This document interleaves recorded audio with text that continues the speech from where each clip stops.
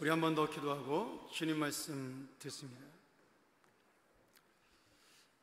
하나님 아버지, 감사합니다. 오늘 우리의 손을 놓지 않으시는 주님의 은혜를 만나는 귀한 말씀의 시간 되게 하시고, 또 찬양 그대로 우리가 주님을 붙드는 그 은혜를 놓치지 않는 귀한 말씀 되게 하여 주시옵소서. 아버지 하나님, 전하는 자의 부족함은 오직 주님의 은혜 가운데 감추어 두시고 하나님의 은혜만을, 하나님의 말씀만을 전할 수 있도록 함께하여 주시옵소서. 예수님의 이름으로 간절히 기도합나이다. 아멘. 우리 아래층 강대상 모니터 스피커가 같이 울리는 것 같은데 아래층 강대상 모니터 스피커 좀 꺼주시면 좋겠습니다. 제가 예전에 한 20년 가까이 된 일이지만 정말 힘든 한번 고난을 만난 적이 있습니다. 예전에도 한번 잠깐 얘기했던 경험이 있는데 자세한 얘기는 할 수 없지만 그때 얼마나 힘들었냐면 한 6개월 가까이를 이렇게 누우면서 항상 그런 생각을 했던 것 같아요. 내일 아침이 오지 않았으면 좋겠다. 또 어떤 때는 그냥 눈이 안 떠지면 좋겠다. 이제 그런 마음으로 제가 한 6개월 가까이를 보냈던 기억이 있습니다. 한 번은 마음이 너무 힘들어서 하나님께 기도하다가 하나님 앞에 이렇게 하소연을 했습니다. 하나님, 저를 이렇게 힘들게 하지 않아도, 이렇게 괴롭게 하지 않아도 제가 갖고 있는 마음이나 살아온 삶을 볼 때 하나님 앞에 그래도 좀 제가 괜찮게 살지 않겠습니까? 적당히 좀 이렇게 어렵게 하셔도 될 것 같은데 지금 너무 힘들고 죽을 것 같습니다. 이렇게 기도를 했는데 기도가 아니죠. 이건 완전히 대들고 땡깡을 부린 건데, 놀랍게도 하나님께서 이런 정말 기도 같지 않은 기도, 하나님께 때를 부리는 그 기도를 들어주셨고 정말 죽지 않도록 문도 열어주시고 그렇게 하나님의 도우심을 얻었던 기억이 납니다. 사실 지금도 그때 그 어려움이 다 이해되는 것은 아니에요. 또 상처가, 이 사람에게 받은 상처가 완전히 잊혀진 것도 아닙니다. 그래서 지금도 그때 생각하면 힘든 마음이 있습니다. 그런데 제가 깨달은 것은, 감사가 나오고 하나님 앞에 기쁨의 고백이 나오는 것은, 제가 이 어려움을 통해서 두 가지를 배웠습니다. 하나는 뭐냐면, 너무 힘드니까 그 다음부터는 그 어려움이 제 몸에 쉽게 말하면 맷집이 되었어요. 그래서 이제 애지가 나면 제가 예전처럼 그렇게 막 낙심하는 일이 없게 된 겁니다. 어려운 일을 지금도 만나면 짜증은 나죠. 그런데 예전처럼 낙심하거나 그러진 않습니다. 어떻게 보면 하나님께서 저를 맷집을 키워 주신 것이죠. 금방 좋았는데 소리. 그래서 제가 이 하나를 하나님께 감사드리고, 또 하나는 제가 이제 이 일을 겪으면서 분명히 주님께서 나를 사랑하시기 때문에 이 주님이 주신 인생의 장애물과 고통이 반드시 지금의 선한 길로 인도하시는 이 과정이다. 그 사실을 시간이 지나면서 제가 깨닫게 된 겁니다. 그리고 지금 여러분 앞에 이렇게 행복하고 기쁘고 감사한 마음으로 제가 함께 사역을 할 수 있게 된 것이죠. 여러분, 믿는 자에게 어려움이 없다라는 것은 거짓말입니다. 오히려 믿기 때문에 더 힘들고 어려운 일을 만날 수가 있는 것이죠. 오늘 우리가 읽었던 느헤미야 4장도 마찬가지의 말씀이라고 저는 생각이 들어요.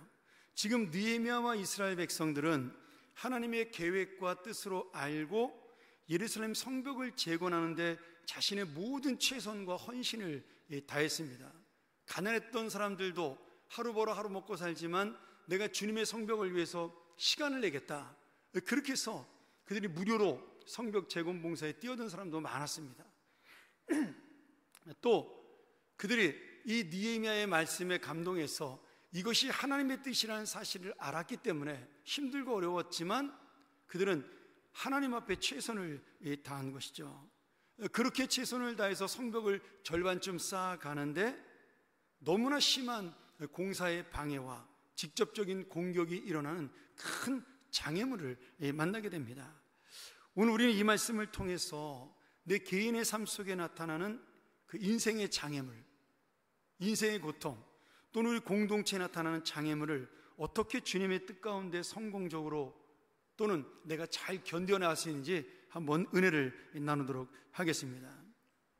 첫 번째로, 하나님의 사역에도 반드시 장애물이 있습니다.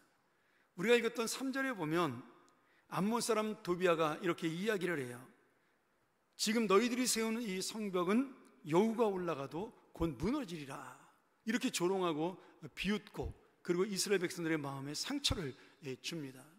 이 말씀이 뭐예요? 여우가 올라가도 무너진다는 것은 이 성벽이 단단하지 않을 뿐더러 곧 적군에 의해서 이것이 무너질 것이다, 이렇게 저주를 한 것이죠. 분명히 주님이 계획하신 일이고 주님이 뜻으로 행하신 일인데, 이런 어려움과 고통을 장애물로 만나게 된 것입니다. 지금 우리를 볼 때에도, 우리 인생 속에도, 또는 우리 공동체 가운데도 이 장애물이 반드시 있습니다. 아마 그 지금 장애물을 경험하고 있는 분들도 계실 거예요. 이 장애물을 우리가 두 가지로 나눌 수가 있는데, 하나는 외부의 장애물과 또 하나는 내부의 장애물입니다. 오늘 먼저 이 외부의 장애물을 좀 살펴보도록 하면, 외적인 장애물은 성벽 재건을 반대하는 두 사람이 대표적으로 나오는데, 산발랏, 다시 말하면 사마리아 사람 산발랏과 암몬 사람 도비아입니다. 우리 표를 한번 볼까요? 좀 내용이 많아서 제가 표로 정리를 했습니다. 이 산발랏은 먼저 왔던 사마리아의 총독이었어요. 우리가 남유다의 예루살렘에 수도가 있고 북이스라엘의 사마리아가 수도가 있는데, 사마리아는 이미 몇백 년 전에 망했기 때문에 거기에는 이방인들이 들어와 북이스라엘 사람들과 섞어서 혼혈민족으로 살았습니다. 그렇게 사마리아를 다스리던 총독이 바로 이 산발랏이라는 사람이죠. 이 사람은 힘이 없었던 예루살렘 남유다 사람들을 괴롭히고 영향력을 끼쳤고, 정치적으로 종교적으로 그가 권세를 잡고 있었어요.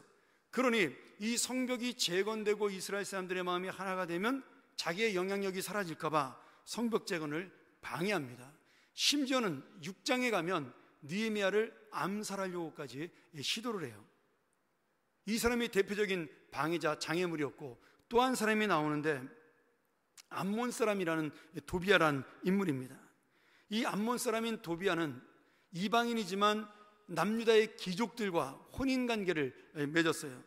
그래서 인맥을 만들어 놓고 자기가 그 예루살렘 성전과 그리고 이 이스라엘 백성들에게 큰 영향력을 끼치고 있었던 그러한 아주 귀족이었습니다.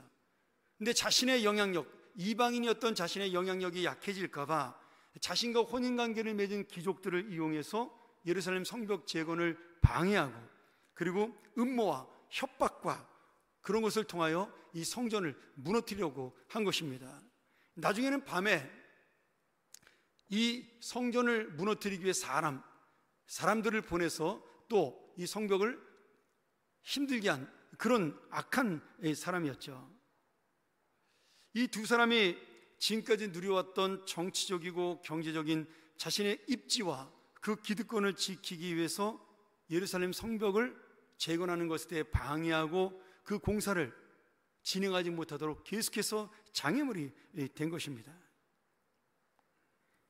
제가 이 말씀을 보다가 이 산발랏과 도비아가 별로 사이가 좋지 않은, 서로 영향력을 발휘하기 위해서 원래 라이벌 관계인데 악한 자신들의 이익을 관철하기 위해서 두 사람이 손을 잡은 모습을 보면서, 제가 예전에 금요기도회 때도 한번 설교했지만 스탈린과 미국의 대통령이었던 루즈벨트가 손잡았던 장면이 생각이 났고요. 신약 성경을 보면 누가복음 23장 12절에 이런 말씀이 나와요. 헤롯과 빌라도가 전에는 원수였으나 당일에 서로 친구가 되니라. 예수님을 죽이려는 목적으로 이 헤롯과 빌라도가 서로 정치적인 라이벌이었는데 친구가 되었다라고 그렇게 말씀하고 있어요. 그렇죠. 헤롯은 왕이었는데 빌라도는 총독이에요. 로마에서 직접 내려온 총독, 유대인의 왕, 누가 더 권력이 있는지 서로 간에 경쟁을 벌이는 관계였는데, 예수님이 자신들의 어떤 권세에 대해서 도전자가 되자 예수님을 죽이는 데는 그 악한 두 사람이 손을 잡았다라는 것이죠. 여러분, 사실 이것이 세상이고 사탄입니다. 우리 그리스도인과 세상의 차이가 뭐냐면, 우리는 어떤 목적이 올바르다고 그것이 분명하게 인정이 되면 그 목적을 위해서 수단 방법을 가리지 않는 것이 아니라 그 올바른 수단으로 그 목적을 위해 달려갑니다. 그런데 믿지 않는 사람들은 이 목적은 상관이 없어요. 목적이라는 어떤 그러한 내용물은 사실은 입에 발린 말로 내어놓지만 실제로는 자신의 욕심을 위해서 마음껏 그것을 바꿔나가고 변경시키기도 하고 변질시키기도 하는 겁니다. 여러분, 내가 참된 그리스도인이다, 그것을 증명하는 방법이 무엇이냐? 하나님의 목적, 하나님의 복음의 목적을 내가 끝까지 그것만 바라보고 가느냐 아니냐의 차이인 것 같아요. 저는 그래서 이 외부적인 위협을 통해서 지금 서로 이 예루살렘 성벽 재건의 목적을 무너뜨리기 위해 손을 잡았던 마치 사탄의 하수인과도 같은 이 산발락과 도비아를 보면서 우리가 복음을 위해, 공동체를 위해, 주님의 뜻을 위해 나아갈 때 반드시 사탄의 공격과 방해라는 장애물이 나타날 때 우리가 불평하거나 이상히 여기는 것이 아니라 그것을 당연히 여겨야 하는 것입니다. 예수 그리스도가 다시 오시는 날까지 이 장애물과 방해를 하는 것이 사탄에게 허락된 어떤 기회였어요. 하나님이 너는 예수 그리스도가 재림하여 이 땅의 심판을 완성하는 날까지 공중의 권세 잡은 자가 되어서 이 세상 사람들에게 시험할 수 있다라고 허락을 해 주신 거예요. 그러니 지금 우리가 하고 있는 모든 하나님의 일에 대해서 사탄은 어떻게든지 자기가 가진 모든 권세를 이용해서 방해하려는 것이 너무나 당연한 것입니다. 물론 반드시 패배하고 망하는 것이 사탄의 결정된 권세이죠. 이것이 바로 우리에게 나타나는 외부적인 어떤 환난과 어려움과 장애물입니다. 그런데 저는 이 외부적인 장애물로 인해서 생기는 두 번째 장애물인 내부의 장애물이 더 어려운 것이다, 이것이야말로 넘기 힘들다, 저는 그렇게 생각을 합니다. 우리 마음은 연약하기 때문에 외부에서 방해나 오해나 조롱이나 정신적 위협 등의 공격이 오면 이것이 스스로 내면의 장애물을 쌓게 됩니다. 누가 그러라 그래서 그런 것이 아니라 나도 모르게 낙심하는 마음이 생기고 걱정하는 마음이 생기고 두려운 마음이 생기고 자기 한계를 느끼고 또는 열등감으로 나는 안 되라는 실망을 하게 되어 이것이 스스로 마음의 장애물을 쌓게 되는 것이죠. 여러분, 사람은요 감정의 동물입니다. 우리가 아무리 옳은 뜻을 지니고 있어도 감정이 상하거나 마음이 약해지면 그 일을 이루지 못해요. 제가 살아온 경험을 통해서 저보다 훨씬 더 많은 경험을 하신 분들이 있겠지만 특별히 어떤 공동체에서 옳은 일을 할 때 중요한 것은 공동체의 목적이 아니라는 것을 제가 나이가 먹으면서 깨닫게 되었어요. 젊었을 때는 어떤 목적이 분명하면 그 목적을 이루지 못하고 서로 다투거나 아니면 그것 때문에 상처를 받고 떠나거나 이런 사람들을 보면서 이해를 하지 못했습니다. 여러분, 제가 감정이 상해서 교회를 떠나는 것을 이해하게 된 게 20년도 되지 않습니다. 무슨 말씀인지 아세요? 제가 40 중반까지도 감정이 상해서 교회를 떠나는 것을 저는 이해를 못했어요. 아니, 어떻게 복음을 위해서 하나님 보고 나오는 사람들이 감정이 상해서 교회를 떠나지? 저는 40살 중반까지도 그렇게 생각을 하고 목회를 했습니다. 그런데 어떤 일을 계기로 제가 그것을 이해를 하게 되었어요. 어떤 일이냐면 사람이 죄인이라는 사실을 제가 철저하게 깨닫게 된 것입니다. 여러분, 우리 교회도 마찬가지예요. 저희 교회를 떠나는 분들도 있습니다. 저희 교회 오시는 분도 더 많지만 떠나는 분도 있죠. 떠나는 분의 거의 100%가, 제가 지금까지 11년 동안 있으면서 거의 100%가 지방을 가거나 해외를 간 분들을 제외하고 마음이 상해서 떠난 분들은 사람의 관계 때문에 떠납니다. 복음의 진리를 가지고 교회를 떠나는 사람을 저는 본 일이 없어요. 우리 교회가 하나님의 복음을 잘못 전하거나 진리가 올바르지 않다거나 목사님의 인격이나 무슨 뭐 사상이 잘못됐다거나, 저는 그래서 교회 떠난 사람을 본 적이 없어요. 내 마음에 들지 않아서 떠나는 겁니다. 여러분 이거 잘 기억하셔야 돼요. 여러분도 다 그렇게 될 수 있는 한 사람이기 때문에 그렇습니다. 어떤 공동체가 있을 때 그 공동체를 떠나는 사람을 제가 보면서 실망하게 된 게, 젊은 시절이니까 더 그랬겠죠. 아니 이렇게 올바른 뜻으로 모였는데 왜 포기하고 떠나나? 근데 포기하고 떠나는 이유가 너무나 간단해요. 나 회장을 시켜줘서 떠나는 겁니다. 또 하나는 내가 좋아하는 자매가 다른 형제랑 결혼해서 감정이 상해서 떠나요. 근데 떠나고 난 다음에도 그 자매는 자기 때문에 떠난 줄을 몰라요. 좋아한 적이 없기 때문에. 이런 경우를 제가 젊은이들 모임에서 너무나 많이 봤습니다.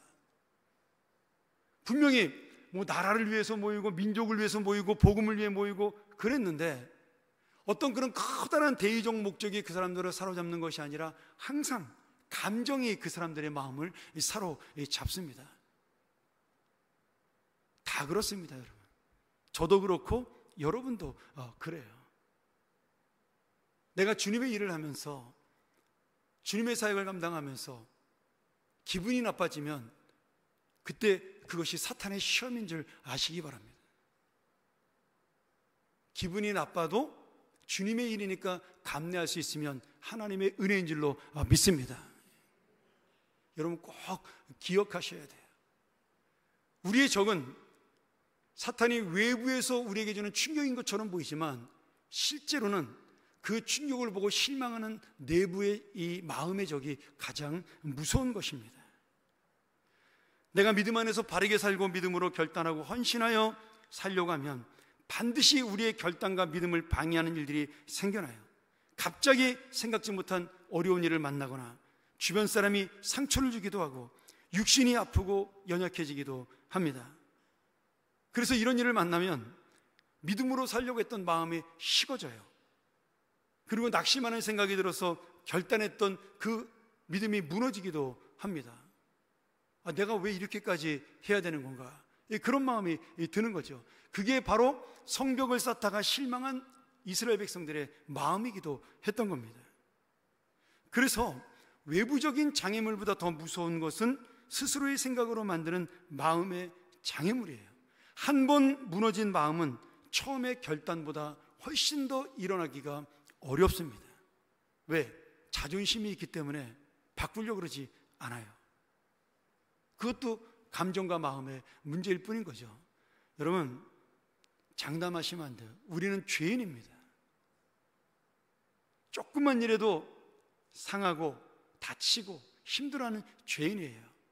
그것을 내가 인정하지 않으면 우리는 절대로 하나님 앞에 정말 연약한 모습으로 또 가난한 마음으로 나아가지 못합니다. 말씀을 전하는 저 역시도 마찬가지예요. 이 말씀 앞에 머리를 숙이는 날이 없으면, 잠깐 놓치면 저도 실망하고 상처받을 때가 있는 것이죠. 다 똑같습니다. 그러니 여러분, 믿음이라는 것을 특별하게 생각하지 말고 우리는 다 믿음이 없는 존재인데 하나님의 은혜로 사는 것이고 내가 죄인이라는 사실을 깨닫고 살아야 하는 겁니다. 우리가 사실 젊은 친구들에게 이렇게 보면 아침에 교회 나오다가 남편이랑 좀 다투거나 애들이랑 싸우면 에휴 기분 나빠 나 오늘 교회 안 나가, 이런 그런 마음 다 안 품나요? 다 믿음이 좋아서? 근데 그게 이상한 게 아니라 당연한 거예요. 아주 작은 일이지만. 우리에게 오셨던 분들 중에 주차할 자리를 못 찾고 돌아간 분들도 종종 있다고 제가 듣습니다. 사실 예배가 진짜 중요하다고 생각이 들면 돌아가는 것이 아니라 정말 딱지를 떼는 마음이라도 길가에 세워놓고라도 와야죠. 근데 우리가 그런 것들이 어쩌면은 주님 앞에 향한 마음보다 내 마음이 앞서고 있다라는 거예요. 죄송합니다. 이게 또 여러분들 제가 비난하고자 하는 말이 아니라 다 연약한 죄인이라는 것을 강조하는 거예요. 그래서 그런 마음과 장애물이 있다는 것을 절대로 이상히 여기거나 저 사람 왜 저러지? 그럼 그러실 필요가 없다라는 거예요. 그것이 너무나 당연하기 때문에 그렇습니다. 뭐 신앙의 문제뿐만 아니라 이 세상 문제도 마찬가지예요. 제가 청년들에게 설교하면서 가끔 그 얘기합니다. 여러분들이 원하는 게 좋은 직장이냐? 좋은 직장 들어가 봐라. 거기서 좋은 상사 안 만나면 그 직장 1년도 못 가서 그만둔다. 그렇잖아요. 내가 아무리 월급을 많이 받고 좋은 직장에 들어가도 정말 불합리한 상사를 만나면 젊은 친구들 못 견뎌냅니다. 어쩌면은 우리 모든 삶에 있어서의 정말 관계성이 그래서 너무나 중요한 것이죠. 그리고 내 마음의 감정을 다스리는 것이 그놈의 자존심, 그놈의 체면, 그놈의 감정, 화나는 질투심, 이런 것들을 내려놓을 수 있을 때, 여러분, 우리는 그런 사람을 성숙한 사람이다, 이렇게 부르는 것이죠. 오늘 다시 한번 이 말씀 통해서 내가 연약한 자임을 인정하고 외부의 적보다, 외부의 장애물보다 내부의 장애물을 더 두려워하고 내 마음을 다스릴 수 있는 믿음을 달라고 기도하는 우리 모든 주님의 자녀가 되기를 간절히 축원합니다. 두 번째로, 하나님의 사역은 장애물에도 불구하고 반드시 이루어집니다. 우리가 보지 않은 14절에 보면 이런 말씀이 나와요.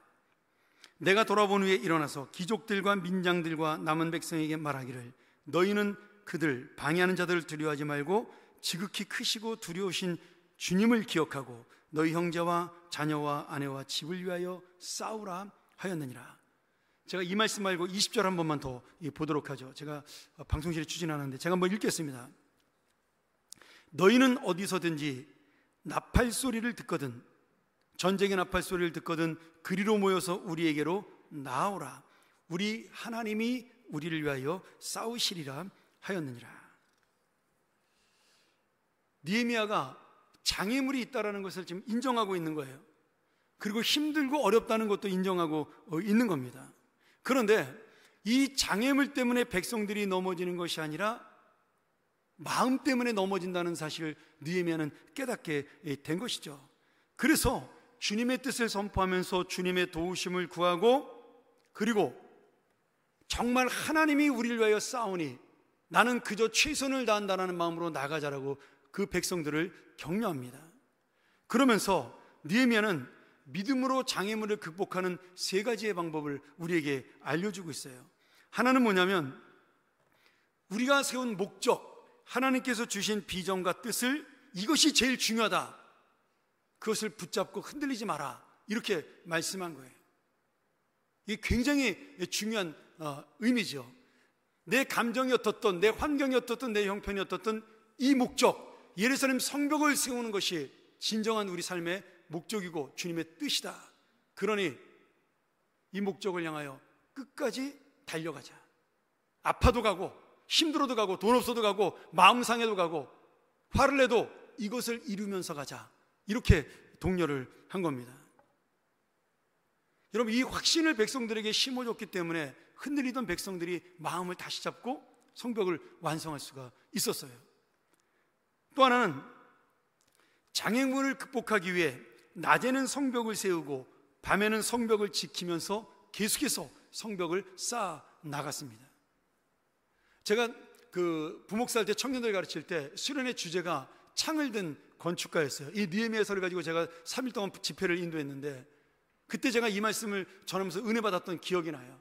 한 손에는 창을 들고 한 손에는 망치를 들고, 낮에는 이 망치로, 밤에는 이 창으로 우리가 창을 든 건축가가 되어 하나님 나라를 만들자라고. 교회에서는 말씀으로, 세상에서는 하나님이신 지혜와 성실함으로. 오늘 다시 한번 이 느헤미야를 바라보면서 정말 멈추지 않기 위해서 내가 조금 더 힘들고 어렵지만 밤에도 교대로 이 성벽을 지키자라고 권했던 겁니다. 여러분, 지금 성벽 재건이 언제쯤 이루어졌어요? 반쯤 이루어졌습니다. 그래서 정말 사탄이 교묘하죠? 처음부터 방해하면 사람들이 그래도 시작은 해보자 이렇게 나올까봐 반쯤 완공되니까 좀 지쳤어요? 돈도 다 떨어졌어요? 사람들 마음속에 야, 이제 이거 언제 완성되나, 그런 마음도 들어요? 그러니까 육신적으로 정신적으로 지쳤을 때 이들에게 방해를 한 거예요. 그런데 9절과 10절에 보면 백성들이 그런 방해 속에 힘들어하고 낙심할 때 이 느헤미야가 하나님께 구하고 우리가 나아가자, 그러면서 우리가 기도로 끝내는 것이 아니라 낮에는 망치를 들고 밤에는 창을 들고 이 성벽을 지키며 함께 나아가자라고, 이것이 하나님이 우리를 위하여 준비한 계획이고 뜻이라고 그렇게 권면하며 느헤미야가 함께 나아갈 때 그 성벽은 오히려 더 빨리 140년 동안 방치되어 있었던 성벽이 52일 만에 2달도 안 돼서 완공되는 역사가 일어나게 된 것입니다. 여러분, 주님의 일이라 할지라도 우리가 실망할 수 있고 낙심할 수 있습니다. 넘어질 수 있어요. 마음이 괴롭고 힘들어 포기하고 싶을 때도 있습니다. 내가 주님을 위하여 이렇게 헌신하는데 사업이 안 될 수도 있고, 직장이 어려울 수도 있고, 몸의 육신의 건강에 문제가 생길 수도 있는 것입니다. 그런데 내가 세웠던 하나님을 향한 그 성실한 목적, 하나님 나라를 바라보는 그 마음, 그것이 변치 않을 때 하나님께서는 우리를 통하여 반드시 개인의 삶에서 우리 교회 공동체를 통하여 하나님의 뜻을 이루어 줄 것을 믿습니다. 오늘 여러분, 다 똑같이 어려운 사람들이지만, 다 연약한 사람들이지만 우리에게 동일한 믿음이 있다는 것을 우리가 믿고 나갈 때 우리 교회는 다시 한번 새롭게 세워지는 은혜가 있으리라고 믿습니다. 세 번째는 가장 중요한 모습이죠. 하나님께 간절히 기도하면서 하나님의 도우심을 구했어요. 4절부터 6절의 말씀을 보면 느헤미야는 산발락과 도비야를 하나님을 향해 그들에게 심판을 내려달라고 기도했지, 사람들 앞에서 그들을 미워하는 모습을 보이지 않았어요. 인간적인 방법을 쓰거나 감정적으로 대응하지 않고 이 뜻이 이루어질 수 있도록 목적을 향해 기도했습니다. 산발락과 도비야를 심판하는 것은 목적이 아니에요. 그러니 그를 심판해달라고 기도하는 것도 틀린 것은 아니지만, 진짜로 중요한 것은 하나님의 이 성벽이 완성되게 해달라고 기도하는 것. 여러분, 우리가 수단 때문에 목적을 잊어버려서는 안 되는 겁니다. 지금 느헤미야는 분명히 그러한 하나님의 목적을 알고 있었기 때문에 기도할 때 사람의 방법, 감정을 사용하지 아니하고 오직 주님께 구하며 주님의 도우심을 의지했습니다. 성벽 재건을 반대했던 대적들은 느헤미야와 백성들이 움직이지 않자 더 많은 사람을 끌어들여서 방해 공작을 했어요. 또 페르시아에 편지를 보내서 저들이 반란을 꾀하고 있다고 모함을 하기도 했습니다. 그러나 변하지 않는 이 리더의 마음, 믿음, 그리고 하나님을 향한 이 목적이 분명하니 마음에 확신을 얻은 백성들과 함께 포기하지 않고 낮에는 성벽을 세우고 밤에는 성벽을 지키며 끝까지 성벽을 완공해서 하나님의 뜻을 이루게 된 것입니다. 사랑하는 여러분, 하나님의 뜻이 세워지기 위해서, 또는 여러분 개인의 삶이 온전히 서기 위하여 언제든지 산발락과 도비야와 같은 장애물은 반드시 나타납니다. 내가 지금은 이 어려움이 이해되지 않아도 왜 이렇게까지 하실까? 내 마음속에 그것이 납득되지 않아도 시간이 지나면 하나님의 뜻을 향하여 달려가는 그런 우리의 모습이 옳았다라는 것을, 그리고 그것이 바로 모든 것이 합력해서 최선의 열매를 맺어진다는 사실을 분명히 하나님께서는 우리에게 깨닫게 주실 것입니다. 지금 느헤미야와 함께 이 백성들이 성벽을 재건하는 데 죽을 힘을 다했고 힘들었지만 완공을 했어요. 그리고 더 놀라운 역사가 일어나요. 그들의 마음속에 하나님의 뜻은 이렇게 이루어지는구나, 그 마음으로 온 백성이 하나가 됩니다. 그리고 성벽 재건과 성전을 완공한 것보다 더 놀라운 역사가 일어나는데 그들의 영혼 속에 믿음이 쌓이기 시작을 하는 것이죠. 그래서 이 성벽 재건을 완공한 다음에 에스라 선지자와 느헤미야가 함께 영적으로 개혁운동을 일으키고 바르게 살자라는 하나님의 진리운동에 앞장섰을 때 백성들은 그 하나님의 모습으로 하나님이 살아계시다는 것을 그들은 깨닫고 흔쾌하게 그 모임에 동참하고 나라가 변화되기 시작을 한 것이죠.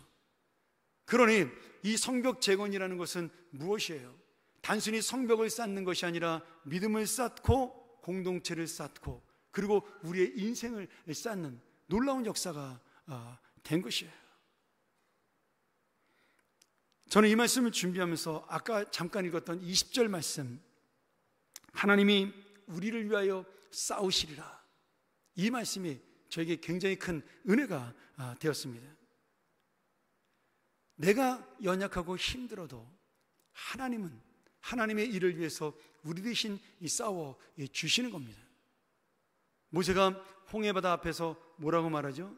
너희는 가만히 서서 하나님의 역사하심을 보라. 느헤미야는 분명히 이 사실을 믿고 하나님이 이 올바른 목적을 위해 싸울 것을 백성들에게 선포했어요. 영어 격언에 이런 말씀이 있어요. 피곤한 엄마는 천둥이 치고 번개가 휘몰아쳐도 아이를 키우기에 힘든 엄마는 깊은 잠에 빠져 있습니다. 그런데 이 피곤한 엄마는 아기의 갸냘픈 뒤척임 소리에는 금세 깨어납니다. 이런 영어 격언이 있습니다. 주님께서는 마치 어머니처럼 우리의 고통과 아픔을 잊지 않으십니다. 아무리 피곤해도 아기가 배고프다고 뒤척거리고 울면 엄마는 바로 깨어납니다. 그게 엄마죠. 저도 우리 아이들 키우면서 그걸 깨달았어요. 저는 자는데 우리 한 사람은 깨서 젖을 먹이더라고요. 여러분, 그 하나님이 지금 바른 목적을 향하여 달려가고 바른 삶을 향하여 달려가는 여러분들을 지금 주무시고 계시겠어요? 보면서? 아닙니다. 더 놀라운 사랑으로, 더 깊은 은혜로 우리를 바라보며 반드시 깨어 우리를 위해 싸워 주실 것입니다. 느헤미야의 기도와 이 간구가 바로 엄마에게 의지하는 아기의 울음처럼 우리가 할 수 없는 그 역사를 도와달라는 그러한 울음이었고 눈물이었고, 주님께서는 그 눈물을 주의 병에 담아 응답해 주신 것입니다. 오늘 여러분, 심지어 죽음조차도 막지 못했던 예수 그리스도의 십자가처럼 우리도 주님의 뜻을 향하여 달려나갈 때 반드시 생명의 열매를 맺을 것을 믿습니다. 저는 예수님의 그 마지막 기도, 다 이루었다라는 말씀과 함께 내 영혼을 아버지 손에 부탁합니다라고 말하는 그 마지막 기도, 그것이 바로 우리의 기도이기도 한 것이죠. 죽어가는 그 순간에도 하나님만 의지하는 그 믿음, 그 모습이 사실은 부활로 가는 영원한 생명을 향하여 가는 예수 그리스도의 믿음이요, 오늘 우리에게 보여주는 생명의 소생입니다. 오늘 우리 하나님이 우리를 위하여 싸우시리라, 이 느헤미야의 고백이야말로 오늘 우리가 소망을 가질 수 있는 믿음의 능력이 될 줄 믿습니다. 오늘 이 뜻을 향하여 우리를 세우고 교회를 세우고 공동체를 세우며 하나 되게 하신 그 주님의 놀라우신 이 뜻을 위하여 다시 한번 우리의 삶과 우리의 공동체가 확신으로, 헌신으로, 감정을 넘어 상황을 넘어 현실을 넘어 주님의 도우심과 함께 가는, 그래서 기도로 완성이 되고 이루어지는 놀라운 하나님의 인생이 되기를, 교회가 되기를 간절히 축원합니다.